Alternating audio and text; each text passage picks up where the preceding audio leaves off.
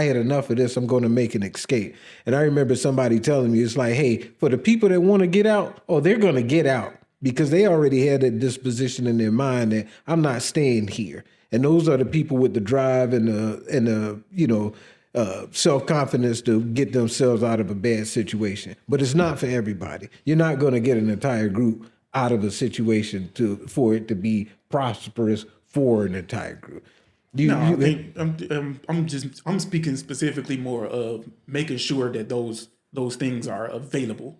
Not necessarily that, definitely wouldn't expect everybody to take advantage of it. I get it. But I'm saying too, it's like those are the other variables that would have to be added into that in order to make, say, a community more recognizable. As it would have to be enough of it in order for people to be like, hey, you know what? These blackies are getting their shit together now. It's like, we got to watch out.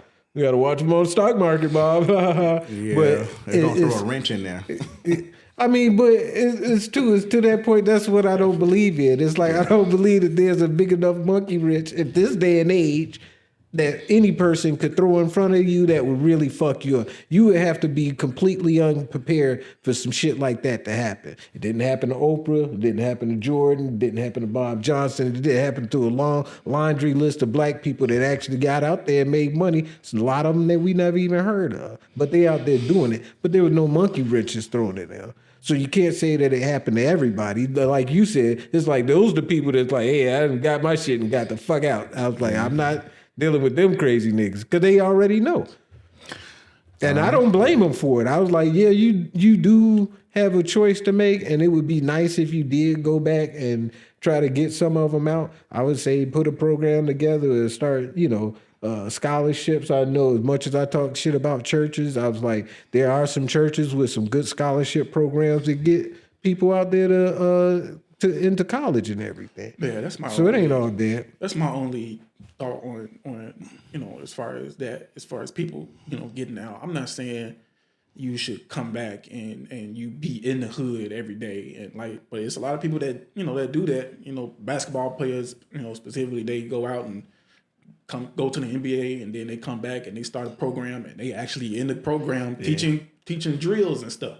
I'm not saying everybody should, be doing that because at the same time, you do got to realize like, hey, there's haters out there, unfortunately. Yeah. But at the same time, it's like you said, it'd be nice if you, and talk shit about what you want to about LeBron, but that nigga got some programs out there for them kids. Yeah, he do. Like that nigga may be a bad actor when he falling. I was just about to say the same thing. Let me hold out. Come on, but that kind of Elizabeth, I'm coming to join you, honey. That goes into my one of my topics. This fucking I'm pretty sure you don't know nothing about it, but you probably heard of this Glorilla thing that's going on. Oh my God! You know what's so funny? I'm sure you've heard of Glorilla. I was just thinking about that when you was talking. Yeah, that was my topic. I was just thinking about that. My topic is, or question rather, if you hit it, you make it big.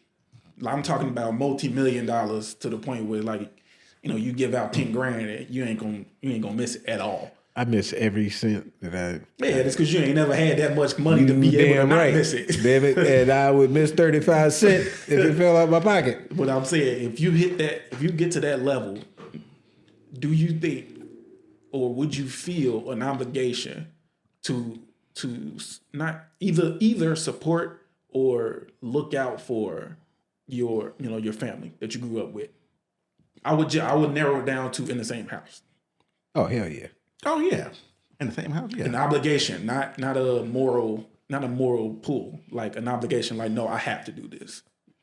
I think nowadays, if that does happen, I'm not sure. I don't speak for nobody else, but if it's in my same household, I would definitely set up something, probably a hedge fund or something to hold the money, because it's not just going to be, especially for some of the kids now. It's less of what? It's less of would you do it. It's more of do you feel an obligation. Like, this is what you are supposed to do. Now, when you say immediate family, what exactly are we talking about? I say whoever grew up in your household. Whoever grew up in your house. Whoever grew up. Whether they sister, cousin, like if you grew up with your cousin in your household from whatever situation, whoever you grew up with, I would say that. If it's my brothers and sisters, it's yes. I would be more in fear of my life and safety if took off with $1 million. Yeah. and then look out for Yeah. Okay. So how far out does that obligation extend? Do you feel for like on a personal level, not necessarily for everybody? I would probably see, but me, I would probably have a giant sit down with all those appropriate people and make sure things are good, because whether you hit one of those big giant lottery and you get $1 billion and you got enough money, of course your family gonna look at you with the third eye or the second eye or up down or whatever, and they're gonna be like, hey, you're gonna give me something, you're gonna get the family member to come out, such and such need a $200,000 surgery. We want you to just give me the cash. It would be one of those situations. Well, no, go get the surgery first, then send me the bill. That's a big difference versus just giving cash or whatever. But I would probably have a sit down with those individuals in which, who would need, I wouldn't say who would need help because that's another thing, but just let me pay off your house. So you good. Let me pay off your house or whatever, or, not extending it that far, but then, I will even still go further. You got to sign this non-disclosure agreement because I don't want cousin Blue to come out of nowhere and start asking me for money. You got to sign this non-disclosure because I don't need any and everybody. I'm your third, second grade, whatever, fourth grade dinosaur cousin. I'm like no, you would have to sign some type of paperwork. It would have to be something. So what level of take care? Like all their bills is paid? No. Hell no. No. Not at all. Remember, I'm talking about multi-million. Like you close to 500 million, your net worth. My net worth at 500 million, I can retire my whole family with 500. That's what I'm saying. I'm like, would you do this? Do you feel like that's your obligation to do that? I mean, honestly, yeah. Me again. This is me personally, Yeah, because like you said, everybody family. Me personally, I would say because there's 7 of us, I would say absolutely. I mean, I would just do it just because. Could you not on video? I mean, first they gotta find me. Yeah, them niggas gotta track me down. Like I ain't heard this nigga in 3 months. Like y'all talk to. But no, it's like I would do it just because of who they are, and then too, it's like. they the type of people like, oh no, we got money, we okay. Like, nigga, I'm about to retire. Shit, the majority of them retired anyway. So it's like, hey, I know I would. You give your money to your mom, you gonna mess up my Section 8. Mess up my Social Security. Don't mess with them black folks and their Social Security. Oh, man. But the way I think I would go about it, I was like, if it's $500 million, I'm like, dude, you can retire off of $5 million. And live a nice life. And I guess it depends on what type of person you are too. $5 million? No. Yeah, as a family, no, dude, you $5 million? $5 million, you can retire off of it. A single household family. Is what Yeah, you're saying. single house. If it was just me and the For girls, a flat $5 million check?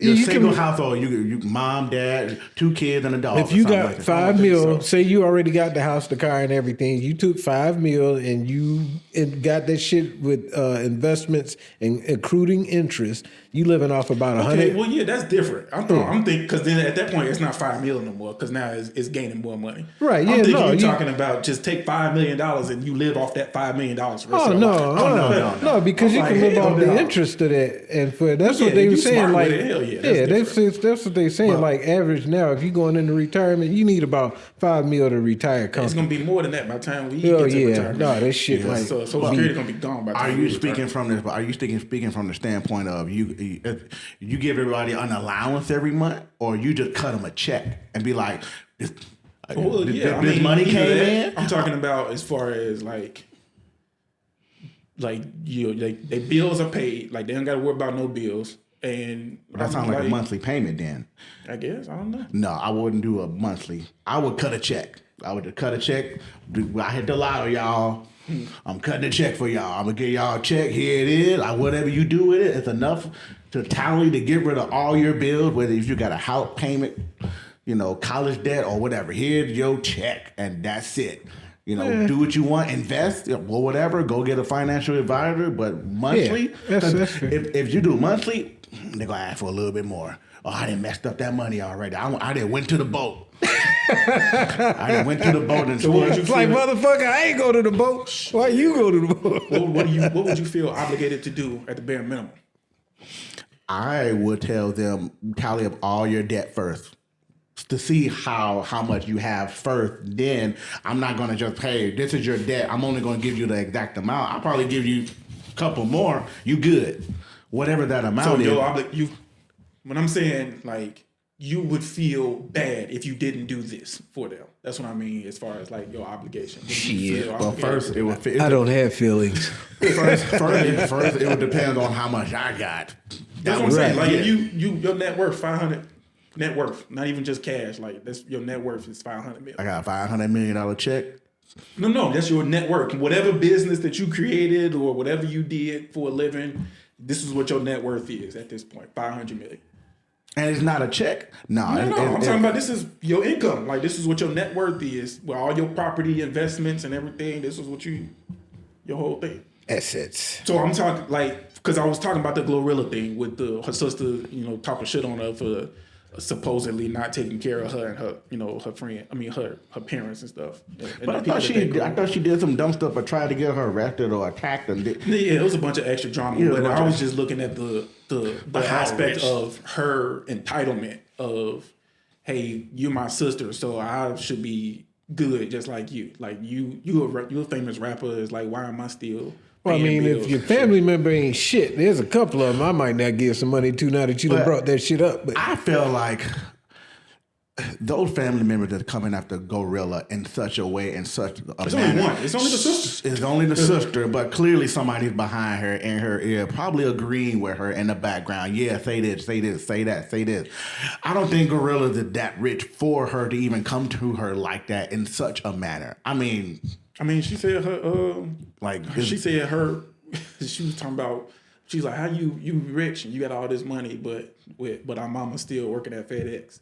And she was like I took care of mama. She chose to still go to work at FedEx. That's a difference. She gotta go work at FedEx. If you got taken care of, but you choose to work, I mean, I get it. I mean, you don't want to just sit there and just have nothing coming in. I mean, if you just got a check from your daughter that's rich and you just sitting on it and you are no longer in a position to where I can't do this, I can't do that. If I want to go on this expensive trip, I can do it. If I want to go buy me a Ferrari, I can do it because she gave me enough money, but I'm still going to work my job.